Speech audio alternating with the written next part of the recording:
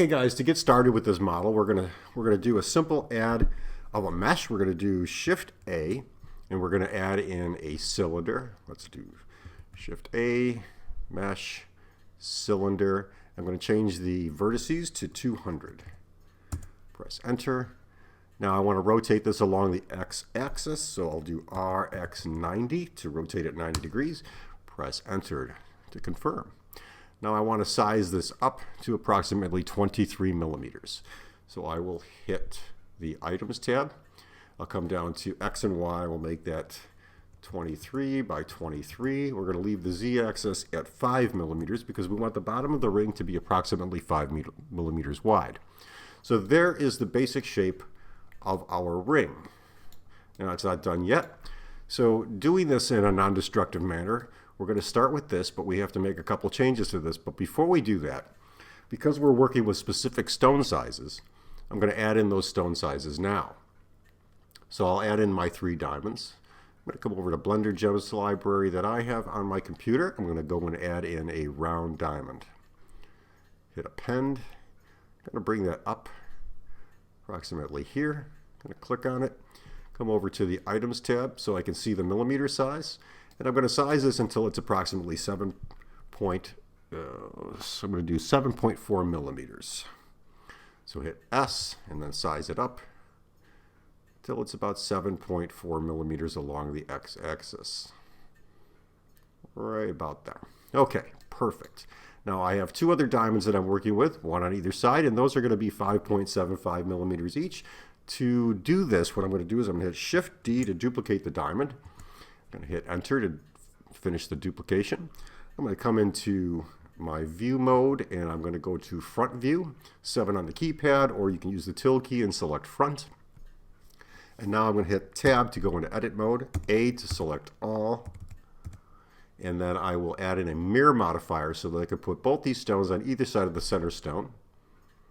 So mirror modifier, and I'm going to mirror it along the x-axis, the red line. And with that done, I'm going to grab this. I'm going to move it over just like that. If yours doesn't move over, make sure that you've selected all, because if you grab one vertices or one face and you do that, you see it screws it up.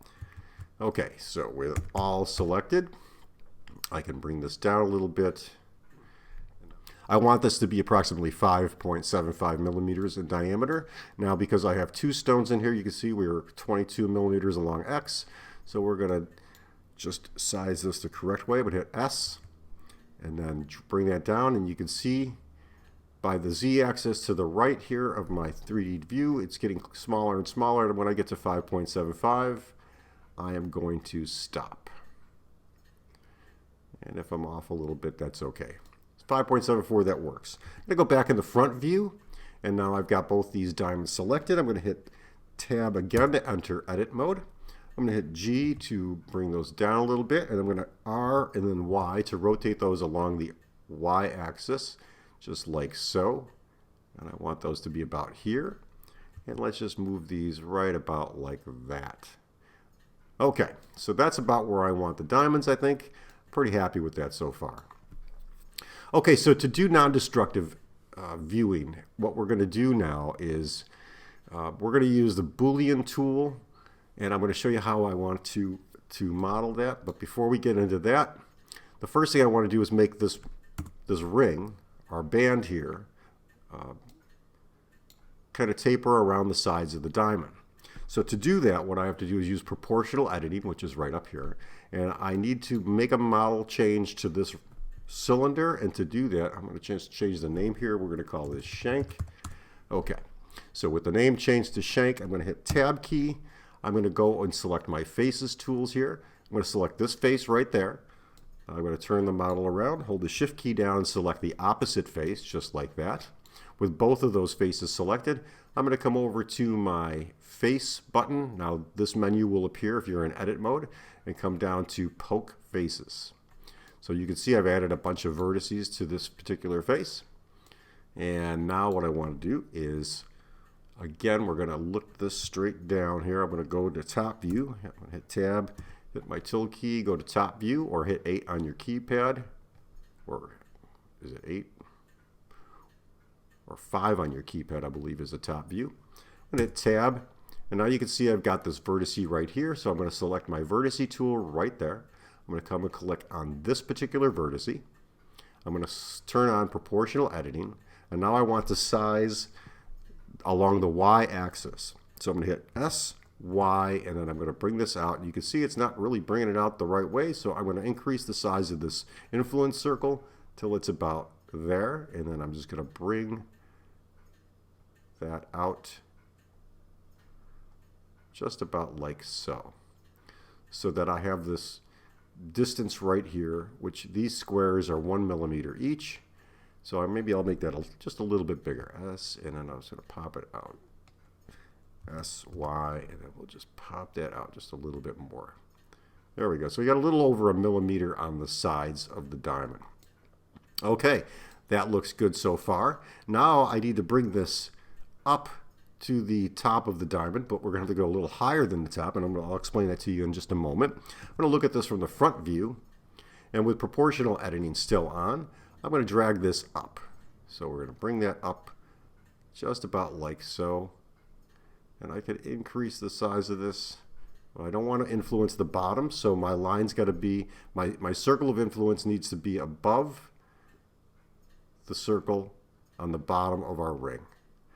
Just about like so. I'm going to bring that right about there. And if it helps, you can go into and select your invisible mode right here. Invisible mode allows you to see those diamonds. So if I go back into tab mode, you can see I can grab this and just pull it up a little higher. Just about like so. Okay, we're not done yet. I'm going to turn off invisible mode here, and we're looking at our model of our ring. And now I want to grab the face tool. I'm going to select this particular face, hold the shift key down, and select the face next to it. These are the two top faces of our ring, or our shank. And now what I want to do is go back into front view. So I'm looking at the ring this way. I'm going to turn invisible mode on so I see my diamonds. And I'm going to use the proportional editing to size these along the x-axis. So I'll hit S, X, and then I'll size the ring just about like so. So I'm getting this kind of a shape just like that. Okay, so far so good. Now I'm going to add in a new cylinder, and this is going to be the cutout for our insert or our inset of our ring. So I'm going to hit Shift A, Mesh, and I'm going to add in a cylinder. It still has 200 vertices, which is perfect. So I'm going to hit R, X, and 90 and rotate that along the 90. Then I'm going to size that up so that it is approximately 21 millimeters.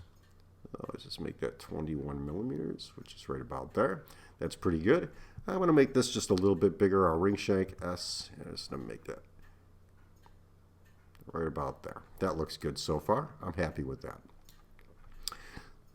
With our ring shank selected, and if I'm looking at this from the front view, it's probably just a little too wide, but I think I'm going to leave it there. And for the purposes of this video, I'm just going to let that stand the way it is. Our diamond cutlet is above the inset or the cutout of our finger hole, and the same with the two side diamonds. We want those to be about there. I'm going to select this diamond here, hold the shift key down, grab the other two, and I'm just going to move those up just a little bit, just about like so. Okay, that works good for me. Now, I'm going to go back into model mode and turn off invisible. And what I want to do now is use the cutout. This is our cutout for our finger hole. So I'm going to put in here finger hole cutout. So we've got that labeled. And now what I want to do is I want to just cut this out, but I still want to be able to make changes to it. Now, I've showed you in the previous tutorials on Blender how we do destructive modeling. This is non-destructive modeling. So to do this the right way, what we're going to do is we're going to select our finger hole cutout. We're going to hold the shift key down, select our ring shank, and I'm going to come over to my Boolean tab. It might be in your edit tab if you have one. Sometimes it'll be there, but I've moved it over to my Boolean, or over to the tabs here on the right. And I'm going to select difference with the brush Boolean. And you can see what it does is it leaves this circle there that we can still see. Now, that being said, it's there. There's nothing I can do about it. but I can hide it. So if I want to hide it, I'll just click over on this little eyeball and it disappears. Now it's still there, and it's judging by this right there. Oops, if I want to turn that off to see my changes, I can do it right here with this little eyeball here. But if I want to hide my cutout, I can come over to fingerhole cutout and I can just turn that off. It'll show up during rendering, but right now, just for modeling, it's gone for practical purposes, for our modeling purposes. I'm going to look at this again from the front, and now I want to make a flat side here, and then two 40-degree cutouts approximately on the left and right of this ring to match the angle of the diamond. So if we go back and we look at invisible mode, I basically want to angle or match the angle of this diamond here on the left and the right, and then a cut along this top for the top diamond. To do that, again, I'm going to come over here. I'm going to look at this from the front view. I'm going to hit Shift A, and I'm going to add in a cube. I'm going to bring the cube up. I'm going to hit size and then just drag it over until it's approximately like so. And now if I zoom in, you can see we're right about at the top of the diamond. So if I hold that and then hold the Shift key down and select that, you can see the distance between the two. Now, sometimes you may want your diamond to protrude up above the cut line, sometimes maybe not. It's completely up to you. Now that would be our top cutout, and I'm just going to leave that the way it is. I'm going to select that, and I'm going to hit Shift D and then press Enter, and I've made a duplicate copy of that. So now, let me just rename this cube, and we're going to call this top cutout. And then we're going to grab the second cutout, and we're going to say side cutout. So we've named those two cutouts, and with the side cutout selected, I'm going to go and apply a mirror modifier to that. So I'll come down to mirror on my modifiers tab. I'll make sure it's under X, and then I'm going to view this from the front again just to make life easy. I am going to hit tab to go into edit mode, and the reason I do that is because I can move this object along the X or Y axis, and you can see it mirrors it. If I just do this in object mode, it no longer mirrors it. Okay, so that's why you need to be in edit mode to do that. So tab to edit mode, and then I'm going to hit RY. I'm going to rotate this just a little bit, just like so. I'm going to hit G because I'm in the side view, and I'm going to rotate this a little bit more until it matches roughly the angle of the surface of our side diamonds right about here. And you can see I'm pretty close, so we're going to leave it at that. We've got our side cutouts, we've got our top cutouts. Now, I'm going to go back to my side cutout here, and you can see I have this little problem here that I'm not liking because it may cause us a problem in Blender. These two cubes are kind of touching each other. So what I'm going to do is go back into edit mode. I'm going to move that over and then down just a little bit. Okay, so we're still over these side diamonds here with our two cubes. I'm going to press tab, go back into object mode. Now I'm going to select this particular cube, which is our top cutout. I'm going to hold the Shift key down, select our ring shank, and I am going to do a brush difference for the Boolean operation. That gives us a flat surface. So you can see the rings, the top of the ring has been cut flush, or flat. Now I'm going to grab this particular box here, and I'm going to turn off invisible mode so we don't have that, and I'm going to grab my ring shank, and again we're going to apply a brush Boolean difference. Now you can see we've got that shape to this particular ring. So far so good. That gives us the basic shape. I'm going to hide these three so that we're not looking at those. So I'm going to go to side cutout, I'm going to make that invisible, and top cutout, and I'll make that invisible. So now we still have our model. It's non-destructive. I can go make changes to anything I want, however I want, and I'm going to show you how to do that in just a moment. Now I need to add two more cutouts to this ring. The first cutout's going to be the cutout groove in the middle of the shank. So to do that, what I'm going to do is I'm going to hit Shift A to add in a new mesh, and we're going to add in a cylinder. We'll leave it at 200, but this time I'm going to rotate this along the Y axis, so RY 90. Okay, and that looks good. I'm going to come over to my front view just so I can see it. I'm going to bring this up about like that. I'm going to hit S and then size this up just a little bit, and then SX. I'm going to make this a little bit wider than my ring shank. Something about like that. Okay, so I'm getting closer to how I want this to look. You'll see in just a moment. What I want to do now is size this along the Z-axis. So I'll hit SZ, and I'm going to make that bigger so that it cuts into our model. Okay, so far I'm liking the way that looks. I'm going to look at this from the side or left view, and the only problem I'm having with this right now is that you can see it's cutting a lot of the sides of the ring shank. So let's do S and Y. We'll make that a little narrower. Still isn't helping. SZ, and I'm going to bring that down. So I want to make the bottom of this just a little smaller than the top of this, but to do that I'm going to do something a little bit different.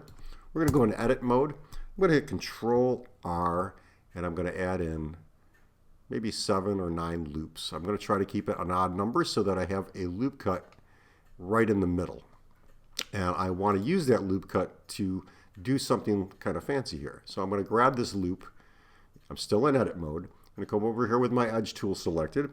I'm going to click right there to select one of these loops or edges. I'm going to hold the shift and alternate key, and then I'm going to come over and grab another one above it. So I've got an entire loop around the perimeter of our new cylinder. And this is going to be the cutout from side to side. So let's just change the name and we'll say side to side cutout, just to make our life easier.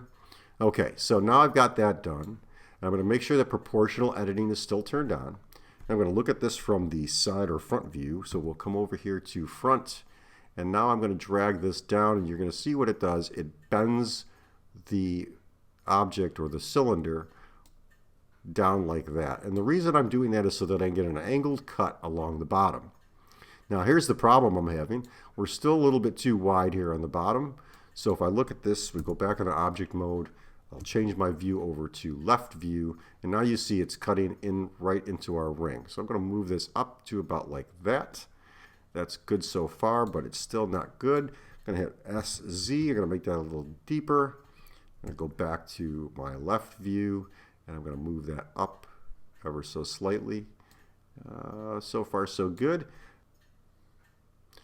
Okay, so to make this a little bit narrower on the side so that I get a nice even cut to or model to our ring shank, next thing I'm going to do is go into face mode. I'm going to select this particular face. I'm going to zoom out a little bit, rotate my model all the way around, hold the shift key down, and grab the opposite face. So you can see the two faces that I now have selected.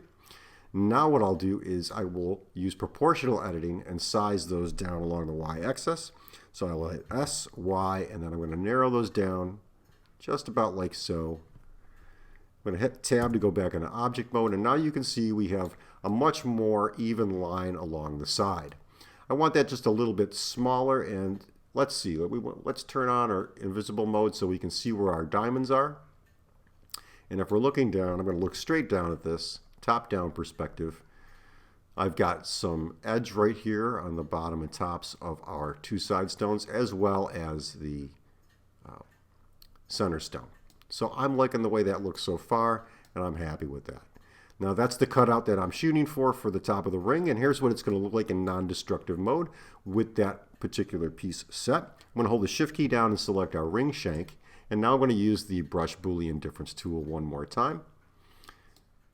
Side to side cutout, gone. Okay, so now you can see, I'm just going to grab this diamond so we have a place to rotate around. Now you can see the basic shape of our ring. It's starting to take a good shape, and here you can see the three stones exposed, and our model is still there. So if I need to make any changes to the width of this particular thing, I can do it right now, or I can do this here. I'm going to select my side to side cutout. I'm going to select that. I'm going to hit shift duplicate and then press enter, and now I'm going to hit R and then Z and then 90 to rotate that 90 degrees. And you can see we've got a duplicate here, and what I'm going to do is call this top center cutout, and there we have our new cutout. And what I want to do with this is bring this up. I'm going to go in this at the front view, so we're looking at that. I'm going to size this down just about like so. I want this to come to about here. Now let's grab this, let's hide it. Now this is our new cutout, and what I want to do now is do a Boolean brush difference on the ring shank there. So I'm going to hit shift and select our ring shank. Okay, and then brush difference. and then we'll hide that. Okay, so now you can see we have this cutout on the sides of the stone. Now here's the problem. It's not deep enough. Here's the cool thing about the non-destructive editing. What I can do now is just come back over here where it says top center cutout, and I can grab that again. SZ, and I can make that a little bit deeper. Just about like so. And now I'll hide that. And here you can see we've got a much deeper cut, and that might be too deep, and I'm pretty sure it's too deep. So I'm going to come up just a little bit and select our top center, and I'm going to grab this and I'm just going to move it up a little bit here. Let's go back into front view and let's just move this up. Let's turn off proportional editing. And then let's hide that. And there's our cutout. Looks pretty good. I'm happy with the way that looks. And now I've got 4 points in our model holding our center stone and the 2 channel sets on the side. So far so good, guys. Okay, so to prove to you that we are in non-destructive mode, if I select my ring shank and go into edit mode by pressing the tab key, you can see the original model comes up. Okay, so here I can make any changes I want to the original model, and then when I'm done and go back into object mode, all our modifiers get applied. So that's pretty cool, and that's how I'm working with a non-destructive modifier. So now I need to add in those 2 cylinders that go on each side. So I'm going to hit Shift A, going to come over to Mesh, and we're going to add in a new cylinder. And there it is. I'm going to rotate this along the x-axis, so RX90, so that it's situated like that. And I'm going to make this a little, we're going to keep it at 2 millimeters. So if I look at the dimensions here, it's 2 millimeters by 2 millimeters. We want to make this longer along the y-axis. I'm going to hit S, Y, and then size this up to about here. And if I look at this from the left view or the right view, you can see now I've got this just about the size I want. SY, I'm going to make this a little narrower, just about like that. Okay, the next thing I need to do is apply a bevel to either end. So I'm going to go into, first I'm going to hit Control A, and I'm going to apply the rotation and scale. The next thing I'm going to do is go into edit mode by pressing the tab key. With my face tool selected here, I'm going to select this particular face right here. I'm going to rotate that around to the other side, hold the shift key down and select this particular face. I'm going to zoom out just a little bit. And now I'm going to press Control B, and then I'm going to move my mouse back and just add in a rounded beveled edge to this. Perfect. That's exactly what I'm looking for. Okay, let's look at this from the left view again. And that looks to be good. I've got this nice tapered bar. Now let's go back into front view. And now what I need to do is mirror this particular object and poke it through the side of the ring, but I need to do that underneath this particular diamond here, and then I need to make another one there. So how we're going to do that is pretty simple. With this selected, I'm going to hit Tab to go into edit mode. I'm going to press A to select all the vertices and faces. I'm going to come over to my Modifiers tab. Let's move this up. So here's my Modifiers tab. I'm going to add in another mirror modifier along the x-axis, the red line. And then I'm just going to move that over like so. Bring it down. And I'm going to use my G key and just kind of center it where I want it, right about there. That looks good. And I'm going to go back into object mode by pressing the tab key. With those 2 selected, I'm going to press Shift D and then Enter. And now I have a duplication of those. Okay, so we're going to call this one Gold Bar 1. And then we'll select the second cylinder we just made, and we'll call this Gold Bar 2. Okay. So with the second one selected, I'm just going to move that down. I'm going to press the tab key to go into edit mode, my G key to kind of move it right to about here. So I've got a gold bar on either side of the ring, which they don't appear to be gold, but that's the object we're looking for.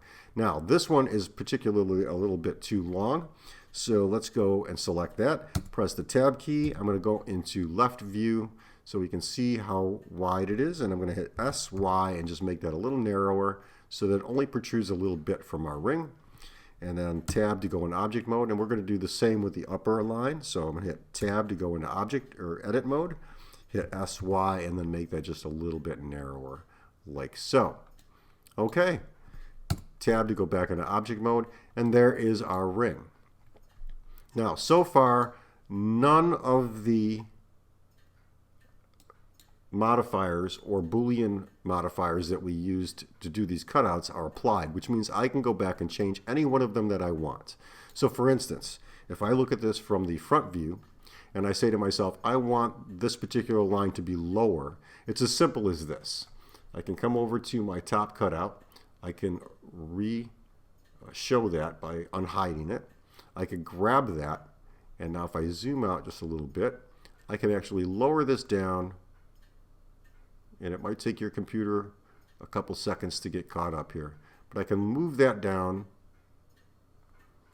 so I can make any change I want. That's pretty good. I've got that the way I want it. I'm going to hide that. And now the side cutout, we're going to take those, and I'm actually going to lower these just a little bit. So I'm going to grab that, and I'm going to bring this down ever so slightly. Too much. Let's just bring it up. That looks good, and now I'll hide that. Let's go back into model mode, and I've got a nicer looking distance between my diamonds and the surface of the ring. Okay, so I've got that all done, and now here's a little tip here. Anything that you hide, like if I have the finger hole cut out, this particular view here on the right hand side, you see this is the eyeball, and that turns on and off any hidden object that we have on our screen while we're modeling in non-destructive mode. And this right here, the camera, is for rendering. So if I turn that off for rendering, those objects won't get rendered. Now I want to see what this is going to look like in real life. To do that, I'm going to select my diamonds, and I'm going to apply a texture to these. I'm going to use my PBR materials. I'm going to select transparent, and under IOR, I'm going to select 2.47, which is the approximately IOR of a diamond. I will select my ring shank, and we know this is going to be white gold, so I will select new material for the ring shank. I'm going to select metal, and then I'm going to select gold. Under color, where it says base color, I'm just going to change that to white, and I'm going to turn down the I'm going to turn up the roughness just a little bit so it's not as reflective. Okay, so that's that. Go back into object mode. I'm going to grab this bar here. We're going to change that to yellow gold. I'm going to grab this bar right here. We're going to change that to yellow gold. Okay, so that gives me the materials that I want to look at. And now if I go into rendered view, I should get a white gold ring with 2 yellow bars on either side and the diamond in the center with the 2 diamonds along the side of it. And if I rotate that around, you can see here is our model, kind of what it looks like. Okay guys, so there is our 3D rendering of the ring. It looks pretty good. I just wanted to show you how to do that. Let's close this down, and now I want to just kind of look at how we make these changes permanent. So I'm going to turn off camera view. We're going to go back into model mode right there. So we're looking at our 3D model. And to make these changes permanent, what you need to do is go to your ring shank, select your ring shank, come over here to your modifiers tab. And if you look, here are all the Boolean cutouts that I used to make this particular ring. So what I want to do now is apply these, and to do that I can apply one at a time by hitting the little down arrow right there and hit apply, or I can apply all. So if I apply all right now, it's going to take all of these and calculate the Boolean differences. This might take a moment. As you can see, the Boolean differences have been calculated and cut out. Those modifiers are gone and now applied to our ring. So if I hit the tab key, you can see there is the model of our ring. Looks pretty good. And that's exactly what I was looking for this particular model. Now, if I were actually going to 3D print this and cast it, let's just smooth flat so we can see the exact model. If I were going to 3D print this and cast it, it'd be very, very easy to do. I would just cut out these little holes here, 3D print the ring. Since we know that these wires are going to be 2 millimeters thick, for me it would be actually easier to order in 2 millimeter round stock, maybe a couple inches, and then I can just fit those in the holes that we use as the cutout. So if I were going to go 3D print this, pretty much I would take these particular items and I would just Boolean these out of our ring. Boolean difference, and that would leave me the hole right there. So I grab that, Boolean that out. There is our 3D model, and now I would just select that, export it out as an STL file, and bring it into my slicer. Export STL, and then wherever I want to put this on my desktop perhaps, and I'll just call this 3-stone ring, and we'll select selection only and then export as STL. Now I can bring in my slicer. In my case, I'm using Sheet 2 box with all 3 of my 3D printers. Once Sheet 2 box is open, let me just get this on the screen. I can go to File, Open, and we called that what, 3D or 3-stone ring. Let's go open that up. It's on my desktop. There it is right there. And there's our model. And now I can just go ahead and print this. Exactly what I want and get that done. Hey guys, I hope you enjoyed this video. If you did, please give it a thumbs up. If you're not a subscriber, consider subscribing. Only about 10% of the viewers on my channel are subscribers, so the more subscribers I get, the happier my channel is. Thanks for watching, guys. I hope you enjoyed this. I hope it gave you a lot of help. If you have any questions, please leave them in the comments section below. And if there's anything else you'd like to see done, please make sure you also leave those in the comments below. Thanks for watching, and have a great day.